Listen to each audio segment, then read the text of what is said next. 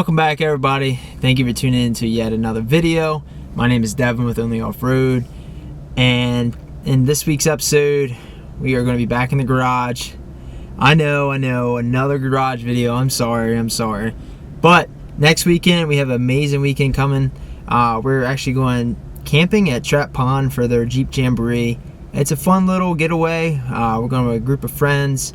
You'll see, all our Jeeps in the fleet, plus plenty others, and we'll take you along. We'll show you everything that we see. But we're going to try to finish up this axle, and I hope that this is the last video of this axle build. I'm ready to get this axle fully installed. I'm ready to drive the Jeep to see what these 410 gears are like. I'm super excited. All the hard work hopefully is going to pay off. Yeah, we're going to keep on with the Ford 8.8 swap into the XJ and bring you along, and let's get this axle underneath the Jeep and installed, and let's get to it.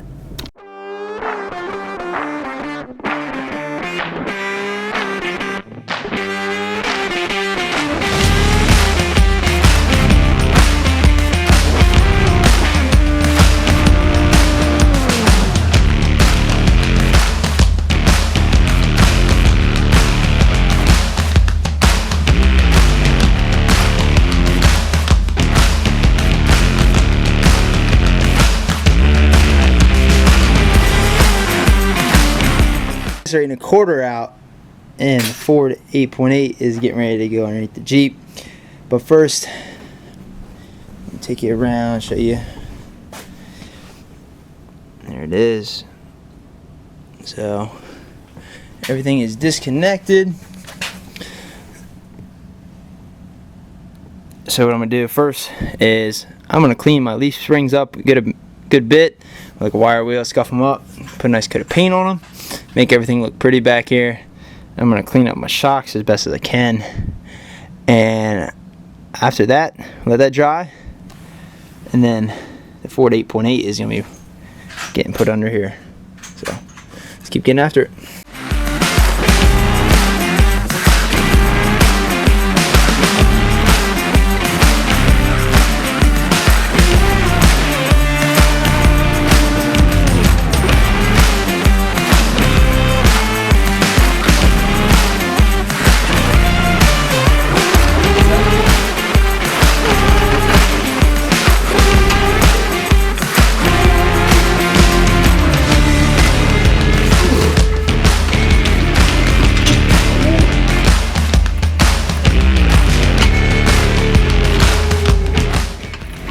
So basically, take these right down the leaf spring. So she comes straight down. Hold it. Right there. Come on, somebody. Now, you good? Yeah, so I put the U-bolts on it.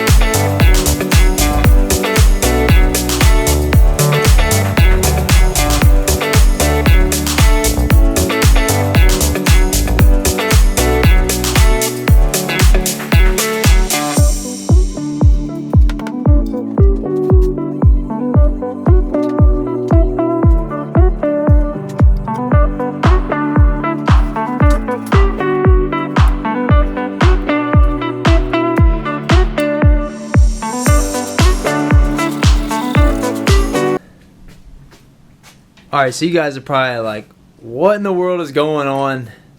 But I'm here to tell you and fill you in. So, I hate to say this, but the shock mounts did not work. So, unfortunately, I have to do some modifications. So, the way it was, well, you guys probably know how it was set up. But, it had two ears kind of to this bracket, and the bolt went through the bracket and the shock bushing, and it just would not allow that shock to bend enough. Yes, it's a rookie mistake, but crap happens when you're learning, right? So as you guys can tell, we've been doing a lot of work. But let me go ahead and show you the Christ right in a quarter. So this is the axle that came out. And the shock mount, the way it works is the shock slides onto kind of like a bolt. So what we've been doing is we've made these. This is what the shock is going to sit on. I've cut out some 1/4-inch plate to fit onto my existing shock bracket. And what I'm going to do is weld this on, and it is basically going to mirror how my Chrysler 8 1/4 was. So we're going to keep on getting after that. But that's what we've been working on, so let's keep on getting after it. Alright, so today's Saturday, the next day, and we're back here in the garage. Last night, we got a lot of work done with the shock mounts, changing those up yet again. It sucked, but it needed to be done right. So last night I accomplished, we put the U-joint in the new U-joint in the drive shaft with the adapter on. We also made the plates for the shock tabs, which I'm about to show you. And now the passenger side is all finished up, all painted, all welded, all that good stuff. Everything's hooked up, ready for hard lines. We're here on the driver's side, and we just finished tacking up the plate for the new shock mount, and I want to show you what I did. So come on. So this is what I got so far. As you can see, I basically cut off the existing bracket flat and made like a 90-degree, I guess, or vertical cut. And I cut me a piece of plate out with a 1/4-inch plate that I had here, and basically grind it down, made it exact fit, and I'm going to tack it on. And what I'm doing is I have a bolt that goes through this metal 1/4-inch plate. I welded the head to the back side of the plate to make it, strong and for the shock to sit on. And what I'm doing is putting a washer. I'm putting a metal sleeve inside the bushing, another washer and a nut, and that's everything. So it allows the shock to swivel to kind of go left and right a little bit more than the other one did, the other shock mount design did. So just want to give you guys a little update, but here's everything thus far.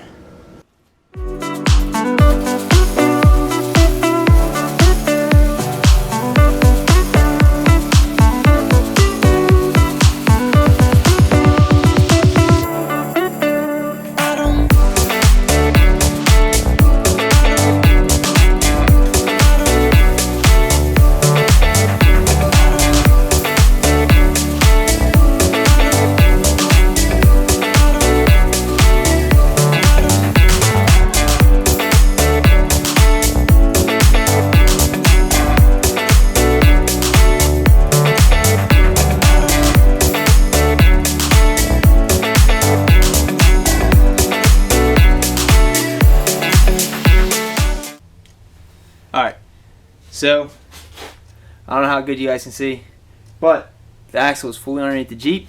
We have everything mounted, everything welded, everything painted, everything tightened up, shocks are in. So that means time for brake lines.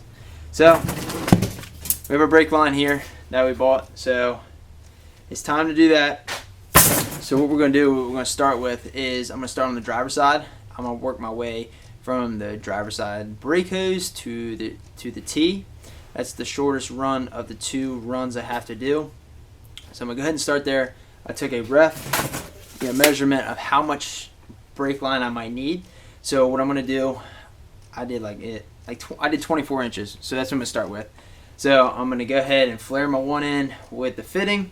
I'm gonna put it into the brake hose, and then I'm gonna work my way to the T with my bends and everything. And when I get to that T, I'm probably going to have extra, and then I'm just going to cut it off, flare the other fitting on it, and put it into the brake hose. I meant the brake T. Sorry. So we're going to go ahead and do that. And once we get that side done, we'll do the same thing on the passenger side. So let's get to it.